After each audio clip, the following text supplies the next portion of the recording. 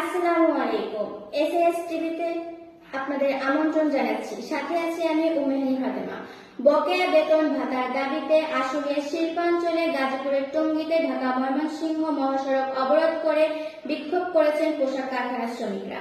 এ সময় বেশ কয়েকটি যানবাহন ভাঙচুরের ঘটনা ঘটেছে।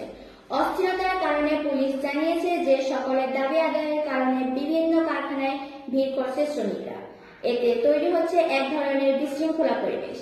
এছাড়াও শ্রমিক আন্দোলনের কারণে হামিম শামিম সহ গাজীপুরের 3টি পোশাক কারখানা বন্ধ ঘোষণা করা হয়েছে। মালিকপক্ষের দাবি, আন্দোলনের নামে সৃষ্ট নৈরাজ্যে সকালে জ্যাম করা বিরূপ সরকার মার্কেট, নরসিংহপুর, নিশ্চিন্তপুরের কিছু কারখানা বন্ধ ঘোষণা করা হয়েছে। 8 ঘন্টা কাজ, মাসিক 25,000 টাকা বেতন, 15% হারে বাৎসরিক বেতন বৃদ্ধি, 15 দফা দাবিতে শ্রমিকরা আন্দোলন করছে। পরিস্থিতি শান্ত